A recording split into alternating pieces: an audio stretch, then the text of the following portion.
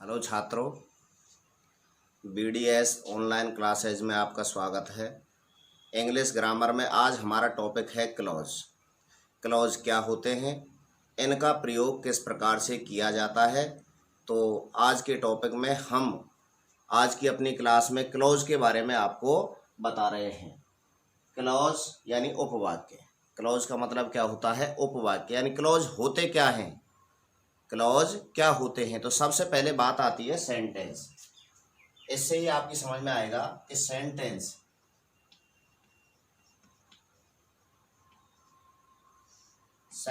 जो होते हैं मुख्य रूप से तीन प्रकार के होते हैं। कितने प्रकार के होते हैं?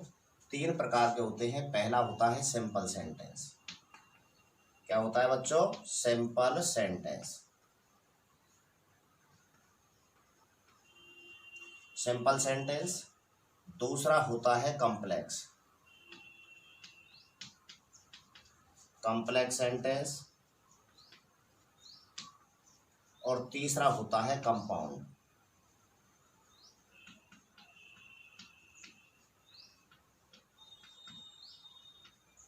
Compound sentence. तो वाक्य कितने प्रकार के हुए? तीन प्रकार के। पहला है सिंपल सेंटेंस, जिसके बारे में आप पहले से ही पढ़ते आ रहे हो। यानी किसी भी ग्रामर का कोई भी टॉपिक हो, उसके जब आपने उसका अध्ययन किया तो उसके अंतर्गत आपने सिंपल सेंटेंसों को पढ़ा। चाहे वो हमारा पैसिव का टॉपिक था, चाहे नरेशन का था, और चाहे ग्रामर का कोई भी टॉपिक हो, या एक तरह से माने कि इकाई कहाँ से प्रारंभ होती है, सेंटेंस से प्रारंभ होती है। और सेंटेंस उसमें भी सिंपल साधारण वाक्य जो होते हैं। तो आज हमारा जो टॉपिक है क्लोज का, उसमें हम मुख्य रूप से बात करेंगे कॉम्प्लेक्स सेंटेंस की। तो सिंपल सेंटेंस आप जानते हो। सिंपल सेंटेंस क्या होता है बच्चों? यानी साधारण वाक्य, जिस वाक्य में एक कर्ता और एक मुख्य क्रिया, अर्थात एक सब्जेक्ट और एक मेन वर्ब यानी फाइनाइट वर्ब दिया हुआ हो, वह सिंपल सेंटेंस कहलाता है। आप पहचान सकते हो सीधे ही। यानी सिंपल सेंटेंस का मतलब क्या हुआ? पहला है अपना सिंपल सेंटेंस। सिंपल सेंटेंस यानी साधारण वाक्य। वे वाक्य जिनमें एक सब्जेक्ट यानी कर्ता और एक फाइनाइट वर्ब, एक नियंत्रित क्रिया, एक फाइनाइट वर्ब नियंत्रित क्रिया जो कर्ता के द्वारा नियंत्रित की जा रही है। नियंत्रित क्रिया अर्थात मुख्य क्रिया, जिसको अपन मेन वर्ब बोलते हैं, अर्थात मेन वर्ब दी हुई हो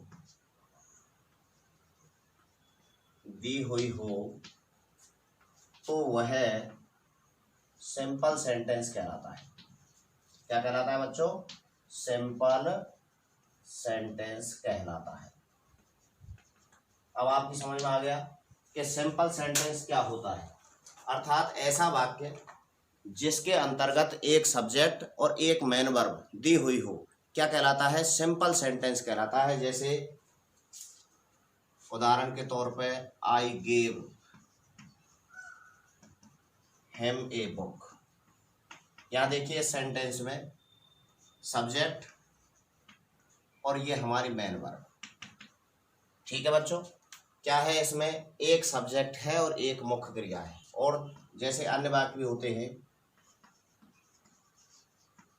ही गोज टू स्कूल डेली,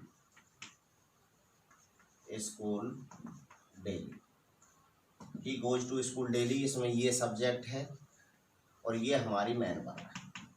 ठीक है बच्चों, अर्थात सिंपल सेंटेंस का मतलब आपकी समझ में आ गया। सिंपल सेंटेंस क्या होते हैं?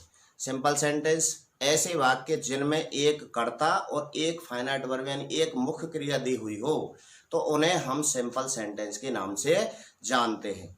अब आते हैं हम कॉम्प्लेक्स सेंटेंस क्या होते हैं। नंबर दूसरा है अपना complex sentence. Complex sentence. Complex sentence का मतलब होता है मिश्रित वाक्य। अब मिश्रित वाक्य किसे कहते हैं? ऐसे वाक्य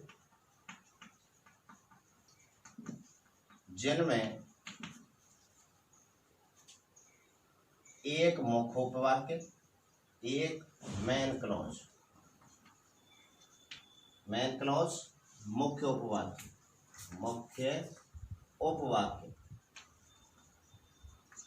एक मुख्य उपवाक्य एवं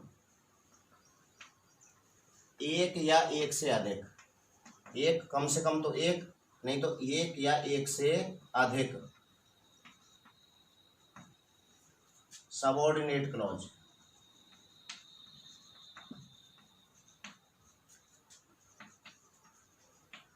एक या एक से अधिक सबऑर्डिनेट क्लॉज कहते हैं आश्रित उपवाक्य। क्या होता है बच्चों? आश्रित उपवाक्य। दिए हुए हों उन्हें कॉम्प्लेक्स सेंटेंस यानी मिश्रित वाक्य, कॉम्प्लेक्स सेंटेंस यानी मिश्रित वाक्य कहा जाता है।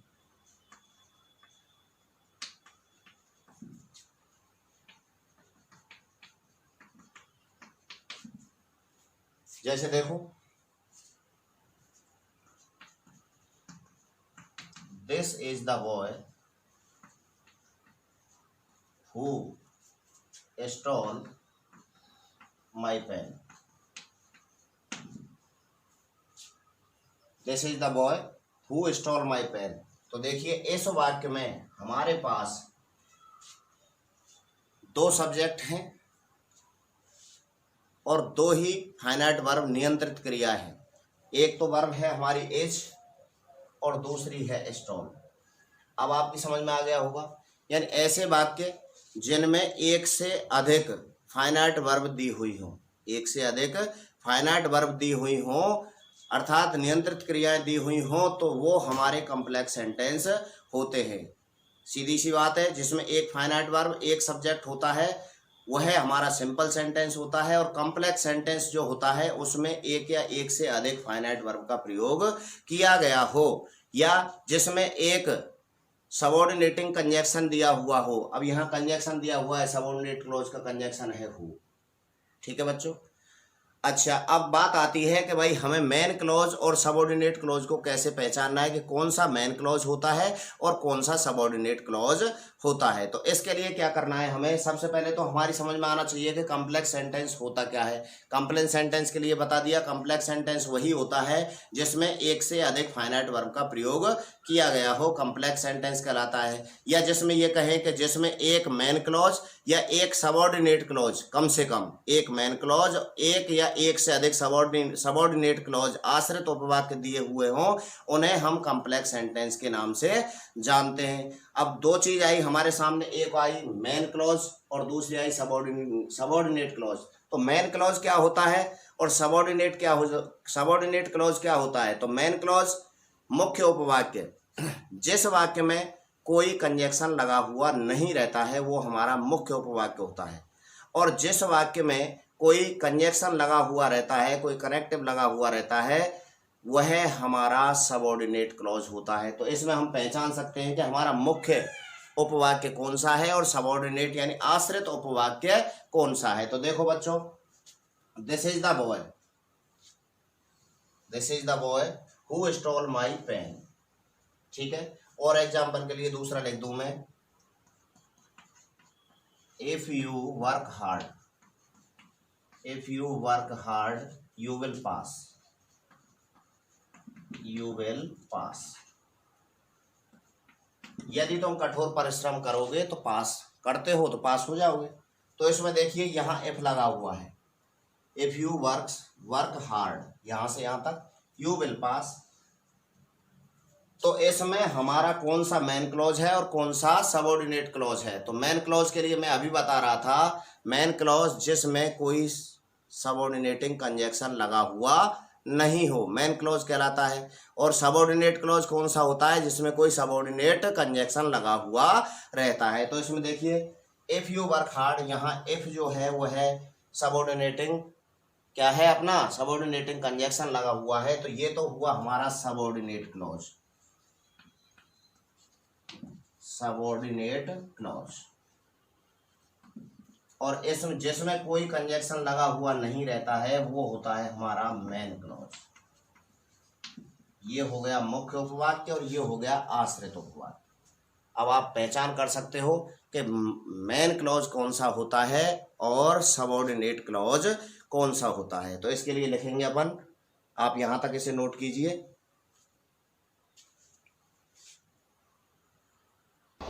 हाँ तो बच्चों देखो क्या है अपना कॉम्प्लेक्स सेंटेंस, क्या है कॉम्प्लेक्स सेंटेंस।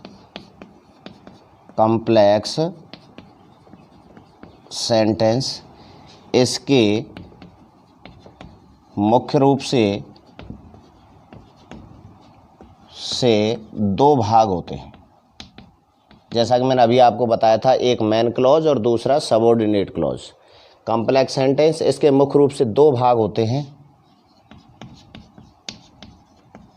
कौन कौन से? नंबर एक, मेन या प्रिंसिपल क्लॉज।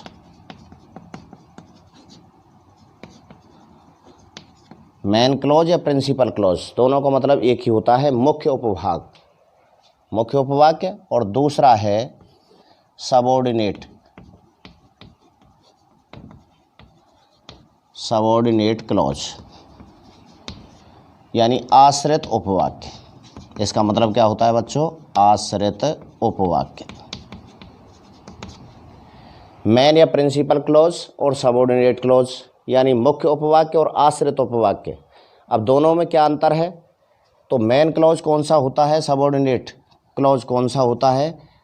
तो इसके लिए हमें लिखना है जिस वाक्य में कोई सबऑर्डिनेट कंजक्शन लगा हुआ हो उसे सबऑर्डिनेट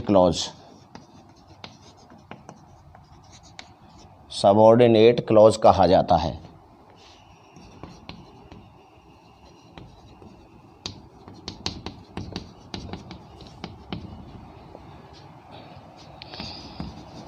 तथा जिस वाक्य में कोई कंजक्शन नहीं होता है उसे हम मेन या प्रिंसिपल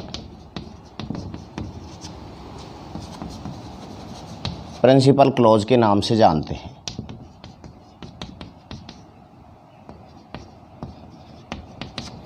ठीक है, तो जिस वाक्य में कोई कंजक्शन लगा हुआ होता है, कनेक्टिव लगा हुआ होता है, उसे हम सबऑर्डिनेट क्लॉज कहते हैं। और जो कंजक्शन लगा हुआ रहता है उसे सबऑर्डिनेट कंजक्शन कहते हैं। सबऑर्डिनेट क्लॉज में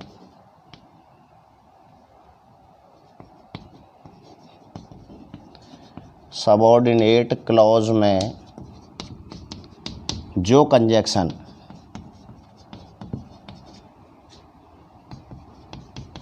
लगा हुआ होता है उसे सबऑर्डिनेट कंजक्शन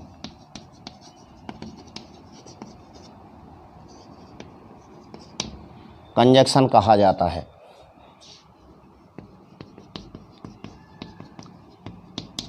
जैसे अभी था if you work hard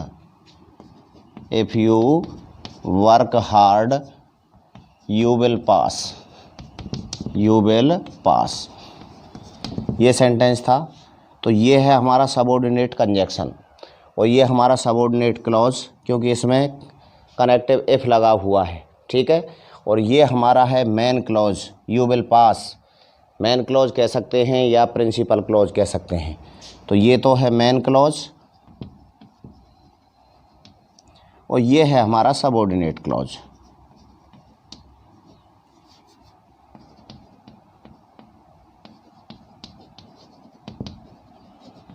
subordinate clause.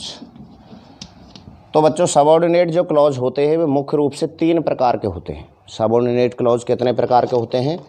3 प्रकार के होते हैं। वो कौन कौन से हैं देखिए। सबऑर्डिनेट क्लॉज मुख्य रूप से 3 प्रकार के माने जाते हैं।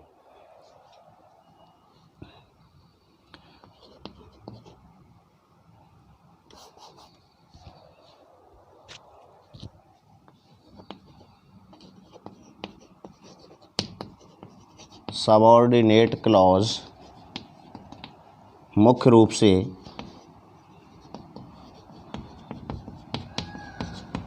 3 प्रकार के होते हैं।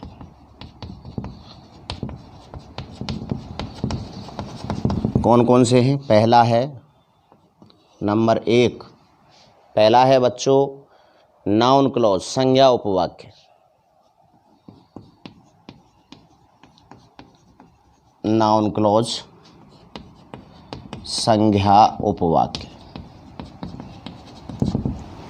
दूसरा है एडजेक्टिव क्लॉज, विशेषण उपवाक्य। एडजेक्टिव क्लॉज, विशेषण उपवाक्य। और तीसरा है बच्चों एडवर्ब क्लॉज, क्रिया विशेषण उपवाक्य। एडवर्ब क्लॉज, क्रिया विशेषण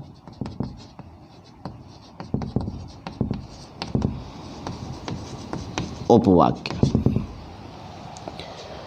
नाउन क्लॉज, एडजेक्टिव क्लॉज और एडवर्ब क्लॉज, जिनको हमारे कोर्स में सम्मिलित किया गया है, जो हमारे बोर्ड एग्ज़ाम में अक्सर कर आते हैं, जिनका प्रयोग हमें करना होता है। तो कौन कौन से हैं बच्चों?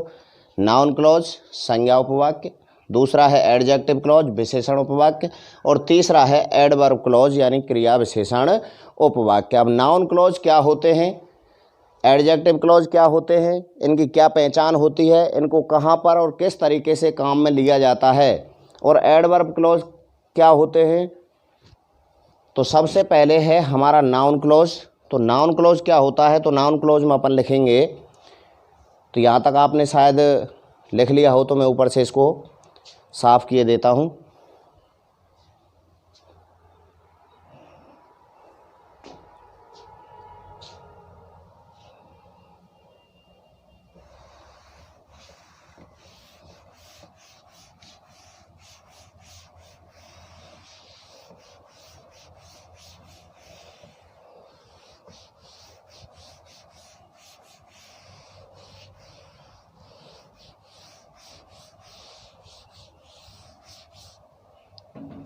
हाँ बच्चों देखिए, पहला है नंबर 1 नाउन क्लॉज।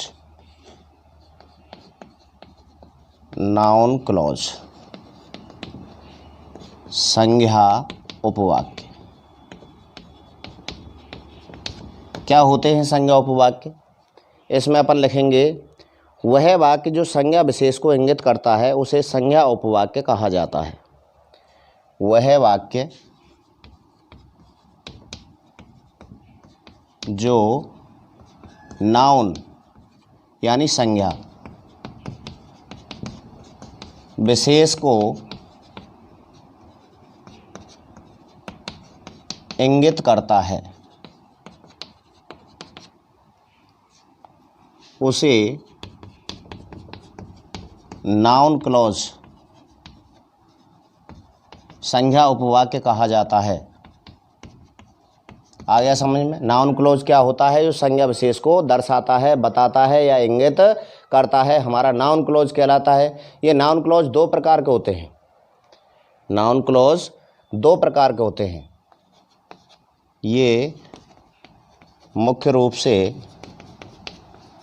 2 प्रकार के होते हैं।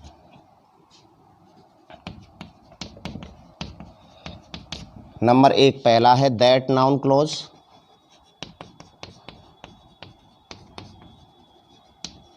और दूसरा है WH noun clause.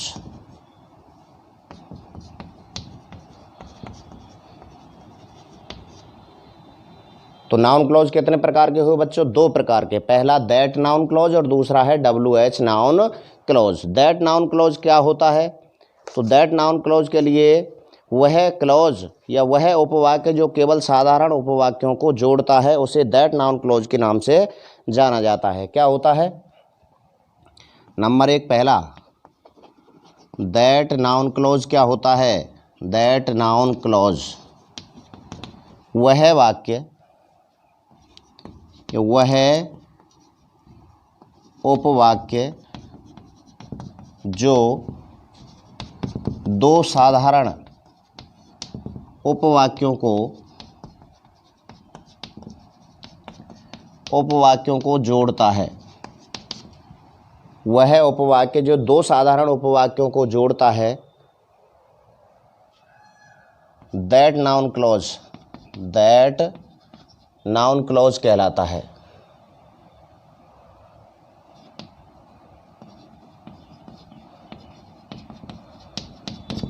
That noun clause कहलाता है।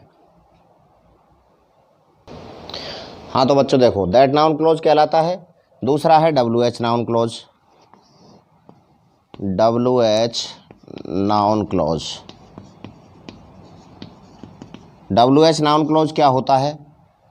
WH नाउन क्लॉज वह क्लॉज जो केवल प्रश्नवाचक वाक्यों को जोड़ता है। वह क्लॉज जो प्रश्नवाचक उपवाक्यों को आपस में जोड़ता है। ये तो हो गए नाउन क्लॉज बच्चों के। नाउन क्लॉज क्या होते हैं? दो प्रकार के होते हैं। एक दैट नाउन क्लॉज होता है और दूसरा होता है WH noun clause. That noun clause क्या होता है? दैट नाउन क्लॉज जो केवल साधारण वाक्यों को जोड़ता है, दैट नाउन क्लॉज कहलाता है। और दैट नाउन क्लॉज का प्रयोग कितने प्रकार से करते हैं? तो अब देखिए, फिर उसके बाद था WH नाउन क्लॉज, वह क्लॉज जो केवल प्रश्नवाचक वाक्यों को उपवाक्यों को आपस में जोड़ता है, WH नाउन क्लॉज कहलाता है। अब आते हैं पहले पे ही अपने दैट नाउन क्लॉज होता है, वो किस प्रकार से वाक्यों को आपस में जोड़ता है। तो नंबर 1 दैट नाउन क्लॉज का प्रयोग। दैट नाउन क्लॉज का प्रयोग। दैट नाउन क्लॉज का प्रयोग किस प्रकार से कैसे किया जाता है? तो दैट नाउन क्लॉज का प्रयोग निम्न प्रकार से कर सकते हैं। दैट नाउन क्लॉज का प्रयोग निम्न रूप में किया जाता है। नंबर 1 एज ए सब्जेक्ट, कर्ता के रूप में, as a subject. Number 2 as an object, कर्म के रूप में भी प्रयोग होता है, as an object. 3 as an complement, as a complement, पूरक के रूप में। और 4 है as a conjunction, as a conjunction, संयोजक के रूप में। तो दैट नाउन क्लॉज का प्रयोग कितने प्रकार से कर सकते हैं बच्चों? 4 प्रकार से कर सकते हैं। कौन कौन से हैं वो 4 प्रकार? पहला है अपना सब्जेक्ट के रूप में, एज ए सब्जेक्ट, कर्ता के रूप में दैट का प्रयोग कर सकते हैं। दूसरा एज एन ऑब्जेक्ट, कर्म के रूप में दैट का प्रयोग किया जाता है। तीसरा एज ए कम्प्लीमेंट, पूरक के रूप में कर सकते हैं। और 4 है एज ए कंजक्शन, कनेक्टिव, यानी दो वाक्यों को आपस में सीधा जोड़ने के रूप में भी कर सकते हैं। अब देखिए, जैसे एग्जाम्पल है उससे समझ में आएगा। It is known to all you are a teacher. इट इज़ known to all you are a teacher। That noun clause का प्रयोग करना है।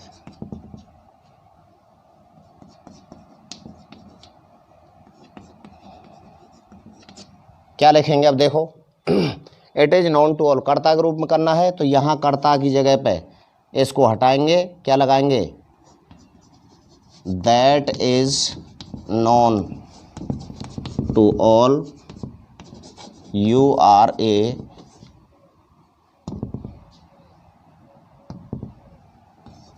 टीचर। यहाँ पर क्या लगा दिया हमने, दैट। एज ए सब्जेक्ट कर्ता के रूप में ले लिया। It is known to all, ये सभी जानते हैं यू आर ए टीचर कि तुम एक अध्यापक हो, तो that is known to all, यह बात सब जानते हैं कि तुम एक अध्यापक हो। आ गया समझ में। तो पहला प्रयोग था एज ए सब्जेक्ट, किसके रूप में बच्चों, कर्ता के रूप में। कर्ता के रूप में दैट का प्रयोग कैसे किया जाता है, यानी कर्ता की जगह पर आए हुए अन्य शब्द जैसे इट आ गया या और कोई शब्द आता है तो उसको हटा देते हैं और उसकी जगह पे दैट को लगा करके, दैट नाउन क्लोज का प्रयोग करके वाक्य को ज्यों का त्यों पूरा का पूरा ऐसा कैसा ही लिख दिया जाता है। तो ये हो गया हमारा सबसे पहला as a subject that noun clause का प्रयोग कर्ता के रूप में, कि कर्ता के रूप में किस प्रकार से होता है। आगे देखिए दूसरा है, जैसे राम टेल्स मी इट, दिखाई नहीं दे रहा शायद, इसको हटाता हूँ।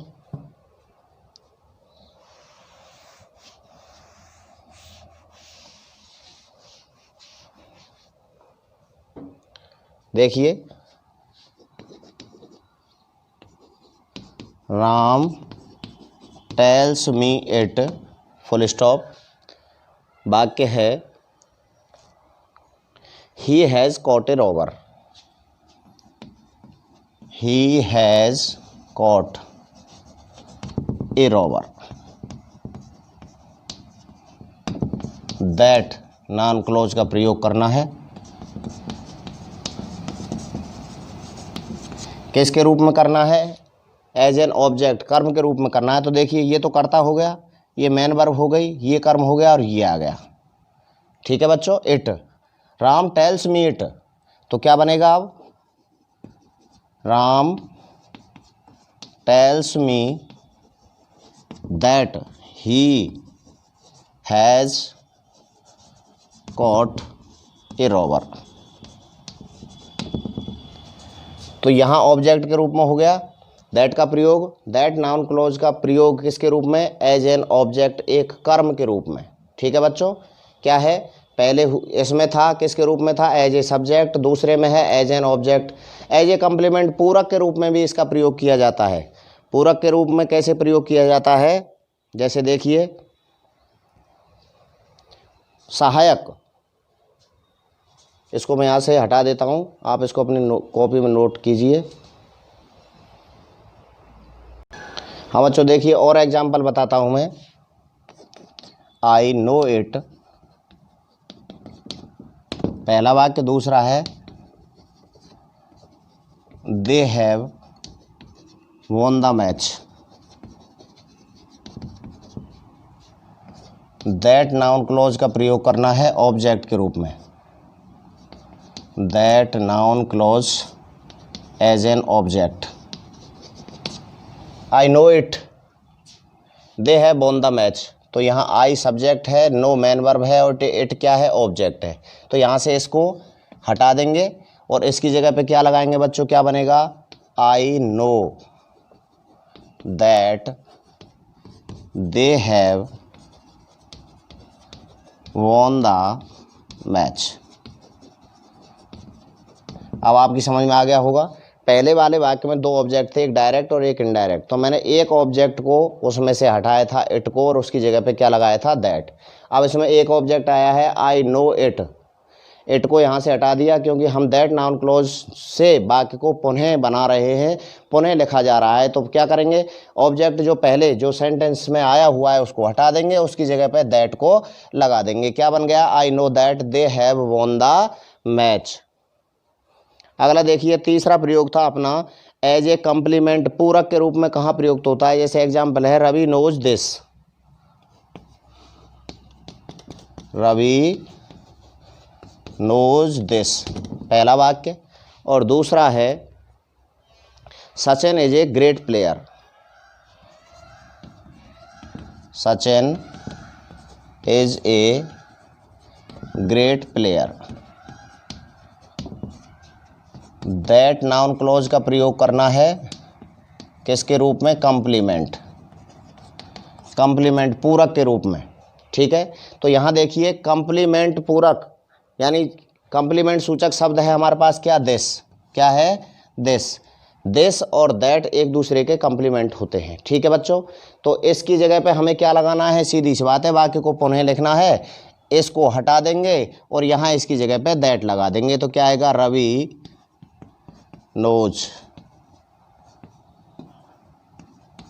knows that Sachin is a great player। बन गया, Ravi knows that Sachin is a great player। ठीक है बच्चों, अगला है अपना प्रयोग है दैट नाउन क्लोज का प्रयोग एज ए कंजक्शन। किसके रूप में करना है? As a conjunction, as a connective, एक संयोजक के रूप में प्रयोग करना है। तो संयोजक के रूप में प्रयोग क्या होता है? उसमें ना तो कोई सब्जेक्ट की जगह पे ऐसा शब्द आएगा जिसको हटाना है और उसकी जगह दैट लिखना है, ना ही ऑब्जेक्ट के रूप में ऐसा कोई शब्द दिया हुआ होगा जिसको ऑब्जेक्ट के स्थान से हटा करके और हमें दैट का प्रयोग करना है, और ना ही कोई कंप्लीमेंट शब्द दिया हुआ होगा। केवल दो सेंटेंस दिए हुए होंगे सिंपल, जैसा कि मैंने पहले बताया था आपको कि दैट नाउन क्लोज केवल साधारण वाक्यों को जोड़ने का कार्य करता है। तो दो सिंपल सेंटेंस दिए हुए होंगे और दैट कनेक्टिव लगा करके, यानी दोनों के बीच में हमें दैट कंजक्शन का प्रयोग करके दोनों वाक्यों को एक वाक्य के रूप में लिखना है। क्या करना है बच्चों? दोनों वाक्यों के बीच में दैट कनेक्टिव लगा करके और उसको पुनः ऐसा का ऐसा ही लिख देना है। जैसे देखिए example, Madhu told me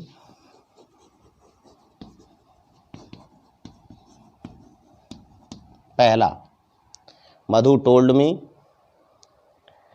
Raveena killed a bird. Raveena killed a bird. That noun clause का प्रयोग करना है किसके रूप में? As a conjunction, as a conjunction, एक कनेक्टिव के रूप में, एक संयोजक के रूप में प्रयोग करना है। तो देखो बच्चों, मैं क्या बता रहा था, दो सिंपल सेंटेंस दिए होंगे। मधु, क्या है ये? मधु टोल्ड मी, मधु ने मुझे बताया। रवीना किल्ड ए बर्ड, के रवीना ने एक पक्षी को मारा। क्या है? दोनों वाक्यों के बीच में कनेक्टिव किसका प्रयोग करना है? दैट का करना है। तो ऐसे जैसे वाक्य आए हैं, मधु टोल्ड मी, कनेक्टिव लगाएंगे that, Raveena killed a bird, killed a bird. यहाँ हमारा ये कनेक्टिव हो गया दैट। ठीक है बच्चों, तो इसका प्रयोग हुआ दैट नाउन क्लोज का प्रयोग एज ए कंजक्शन, एक कनेक्टिव, एक संयोजक के रूप में प्रयोग। अब आते हैं, हम बात करते हैं, अपना दूसरा नंबर आता है WH नाउन क्लोज का। किसका आता है? WH noun close. तो मैंने बता तो पहले ही दिया था WH नाउन क्लोज क्या कार्य करता है, दैट नाउन क्लोज क्या कार्य करता है। तो दैट नाउन क्लोज के लिए क्या बताया था? दैट नाउन क्लोज वह संज्ञा उपवाक्य जो केवल साधारण वाक्यों को जोड़ता है। दो सिंपल सेंटेंस दिए हुए हों और दो साधारण वाक्यों को जोड़ने का कार्य करता है। क्या कहलाता है? दैट नाउन क्लोज कहलाता है। दैट नाउन क्लोज का प्रयोग मैंने बता दिया तुम्हारे लिए कि क्या है। दैट नाउन क्लोज का प्रयोग चार प्रकार से होता है। पहला, एज ए सब्जेक्ट, एक कर्ता के रूप में। दूसरा, एज एन ऑब्जेक्ट, एक कर्म के रूप में। तीसरा, एज ए कंप्लीमेंट, एक पूरक के रूप में। और चौथा था एज ए कंजक्शन, यानी एक कनेक्टिव अर्थात एक संयोजक के रूप में। तो दैट नाउन क्लोज का प्रयोग चार तरीके से होता है, ये हमारी समझ में आ गया।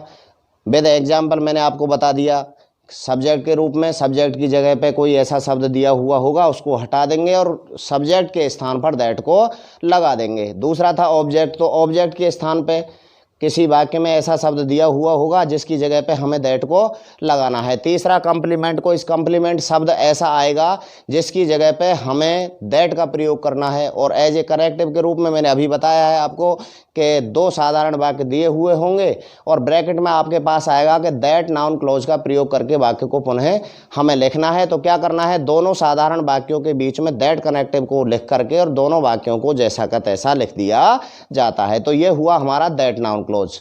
ठीक है बच्चों, तो अगली क्लास में हम आपको बताएंगे WH नाउन क्लॉज।